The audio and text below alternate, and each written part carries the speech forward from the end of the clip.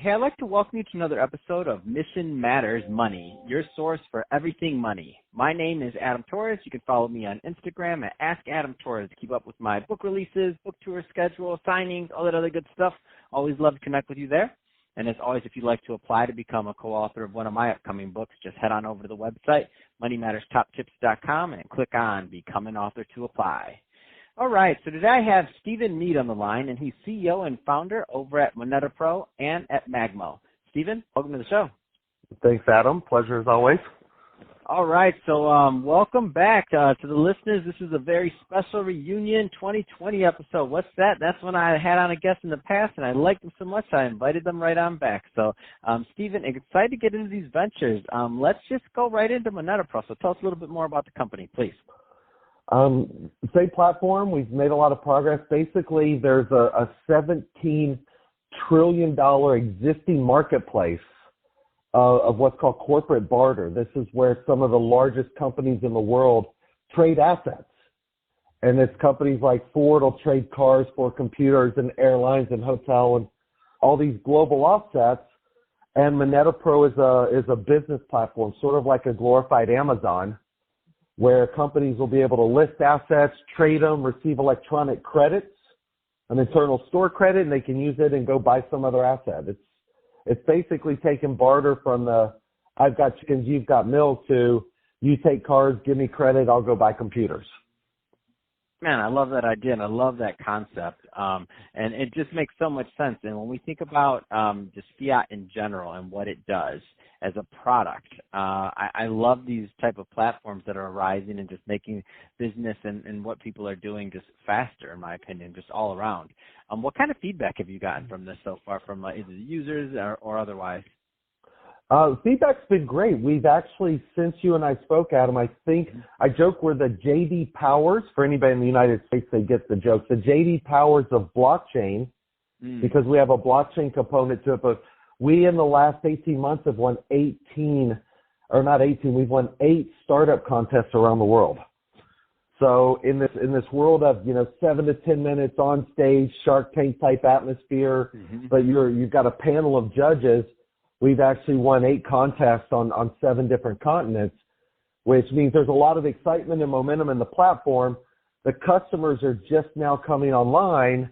The challenge with what we've built is, and I tend to do this to myself, it's an enterprise software type application. So it's not like, I was going to say it's not like buying a car. Even buying a car takes 2 or 3 efforts sometimes. People don't walk in and make a decision in an hour for the most part. Yeah, enterprise software is a 6, 9, 12-month cycle. It's budget meetings and follow-ups. Enterprise software is a pain, but if you can get those first couple guys on, then the momentum goes very quickly, and that's what we're right at the edge of. That's awesome. So, and what's your plans for Moneta Pro for 2020? Well, the plans would be if we can get 3 companies, 3 to 5 at the most, that would be a good start. And the reason for that is what we believe is these companies we're targeting, for instance, one of the big automotive companies, that particular company has a trade pattern where the company's already trading with 200 or 300 other companies. So if I can get one as sort of a charter member, we'll work with them for that company to bring on their supply chain and their other partners and market liquidity. So our goal, if we can get 3, 4, 5 of these companies in process, is potentially $2, $3, $4, $5 billion in existing trade volume where these guys are trading manually, and we'd love them to bring them into a marketplace. No, that's awesome. And what are some of the bigger industries that you see being affected by this platform? And I appreciate that question because for the people who know me, and you've done a great job with this, Adam, I'm officially known as the bullseye guy. And when people ask me what that means, I say I've developed this kind of 10-step program of how to be very effective. And with Moneta Pro, I've used one of the techniques. And so to answer your question, I'm going to go through sort of the bullseye process. It's very simple. We looked at the 2,000 largest companies in the world, the global 2,000, based on assets, things that they own. So our initial target is not every company or anybody that barters or your local auto mechanic. It's the Fortune 2000 or the Global 2000 based on assets. Under there, directly to your question, there's 10 primary categories that companies trade in. It's oil and gas, automotive, airlines, hotels, food and drink, natural resources, computers, shipping, electronics. You know, these are the big industries where, like I said, a car company is trading for media on television or for airlines. From there, next ring in the bullseye, there's 987 companies in the world in our 10 industries. From there, we found 88 companies with articles that had a history of trading. And those 88 companies in the press releases now gave us the target companies, the type of trade, and most importantly, the title or name of the person in the organization. From those 88 companies, there's 45 we have direct relationships with, CEO or higher, you know, CEO, board level, that kind of thing. From those 45, we narrowed it down to the top 10, and that 10 became our target list of the companies we're going after, which is Ford, Caterpillar, United Airlines, WPP, Verizon. It doesn't mean we won't go after a BMW or Porsche or a Hyundai because they're similar at the level we want, but a domestic relationship we think is going to be easier to onboard in a new platform than trying to go international right away. Mm-hmm. Let's spend some time over on Magmo. So tell us a little bit more about that company, please. Yeah, Magmo is our other one. We had this up for a while, ran into some technical difficulties. Magmo stands for Magic Moments. And I joke, it's Hootsuite. For anybody that knows, it's a very targeted use case for it. Hootsuite is an existing publishing tool where you can write in a little box on your computer and you hit a button and that box publishes or pushes the information out to Facebook and Twitter and LinkedIn and different locations. So it's one to many. Magmo allows you to build a 4-page story, almost like a little mini magazine. We used to call Magmo magazine moments, and people thought we were doing magazines. But it's basically a tool for a social media manager, a publicist, anybody that's controlling information. And again, Adam, using the bullseye system for us, our best target are really musicians. You know, so a musician has 6 things to sell.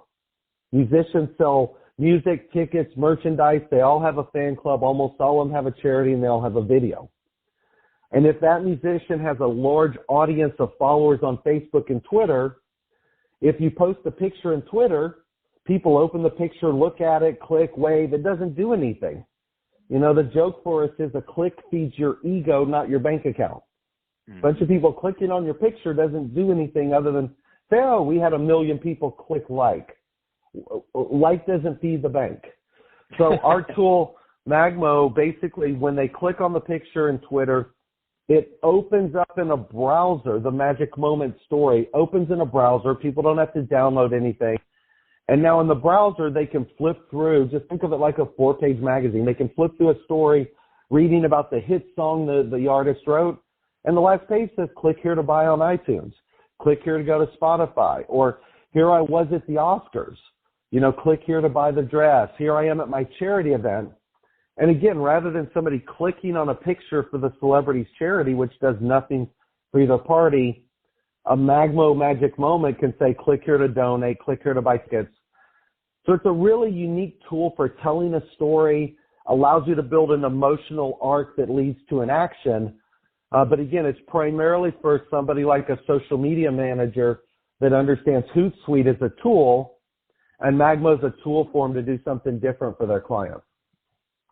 No, that's great. And for that also, so when you say a social media manager, I know your other company is all focused to enterprise. Is this going to be more in your middle market or smaller business for that social media manager? Is it only going to be large agencies? Like, just so that the listeners that are listening and interested and want to learn some more about it know if they're the right type of fit for Magmo. Well, again, the things I tend to build, Adam, are built almost for anybody. I target specific people, so meaning I'm going after, some of these guys are friends of mine, fortunately. I'm going after Akon, the musician.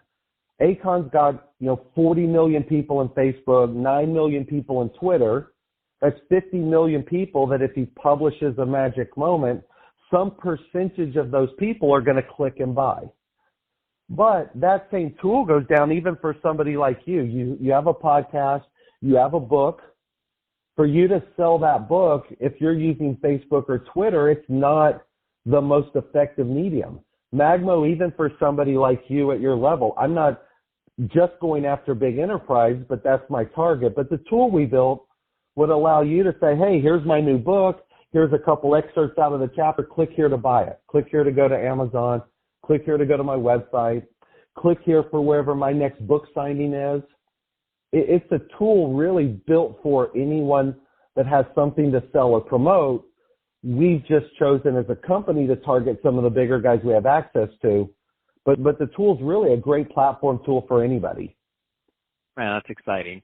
So, Stephen, if somebody's listening to this and they do want more information, either on Moneta Pro or on Magmo, what's the best way for them to follow up? Yeah, and this one I've had to work on because it looks like I'm always all over the place. And so I've rebranded myself, Adam. I think I started this back when you and I were speaking, but the website now is thebullseyeguy.com. The Bullseye Guy, like the target of bullseye. And that really leads you to the website that it has what I call panels or doors.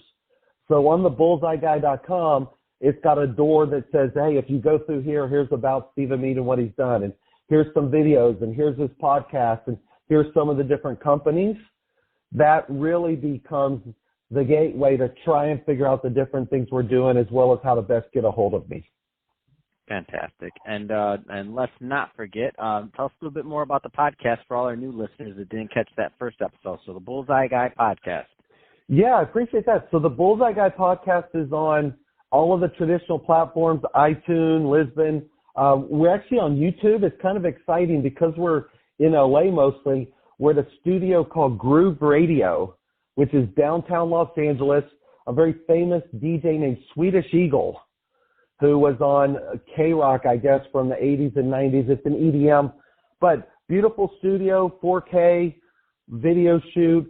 And the format is I usually do an interview in one of the podcasts, or 30 minutes long, and then another one is on techniques and tips. So you can go to it in episode 2, I think, is the 10 steps in my Bullseye program.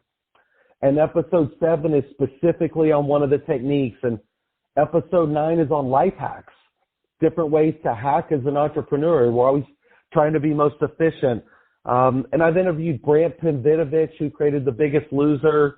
We just had Nicholas Frankel on from My Yacht Group and the Monaco clubs. We just got back from Davos, very fortunate. And the last podcast I did was my theory on how Davos has sort of become South by Southwest. And so we did a whole breakdown on Davos, which people have heard of, but not everybody's gone to.